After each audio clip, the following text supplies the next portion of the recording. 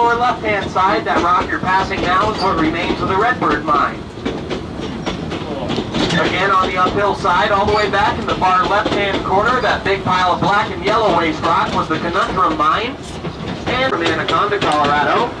Believe it or not, that building was recently moved up there to its current location by the Cripple Creek and Victor Gold Mine, as they have recently expanded over the original town site of Anaconda, where that building used to be located.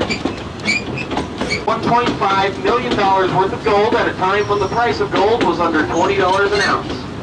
Keep in mind that most of the figures I'll give you throughout this tour were estimated at a time when the price of gold was around $20 an ounce.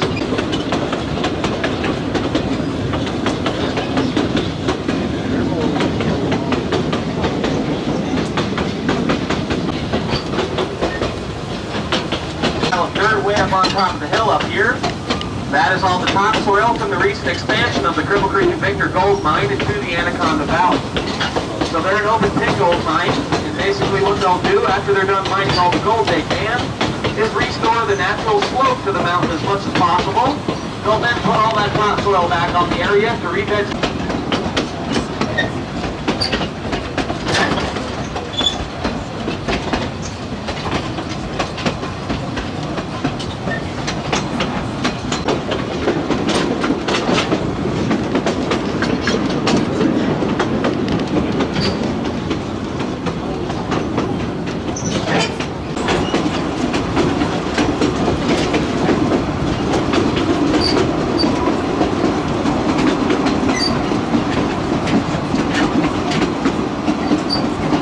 At one point in time.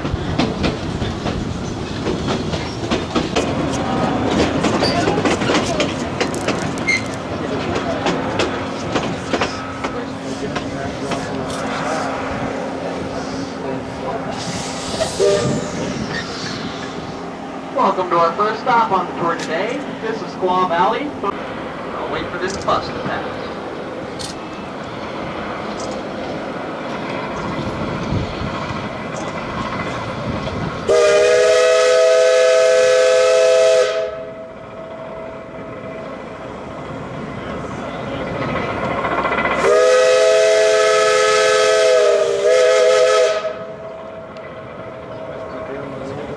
A bunch of noisy equipment down there that is a whole lot louder, but these whistles can be heard over 10 miles down that valley.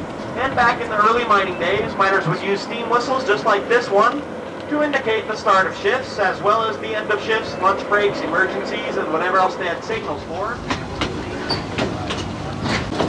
That's how we turn the train around without anyone out here to operate switches.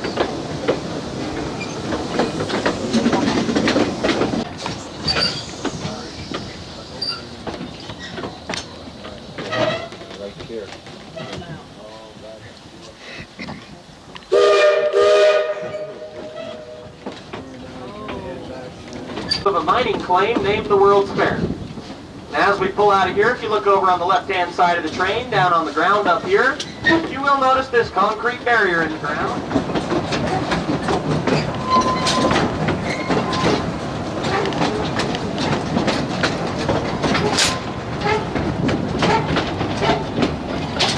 As we're coming back over the $1 Million Fill, if you look over on the right-hand side of the train and up towards the front of the train, up on that hillside, you will notice what looks like a small little canyon up there, above and below that vein to extract it all out of there.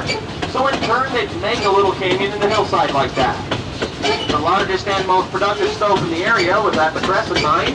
That stope was 2,000 feet long. It was 400 feet deep.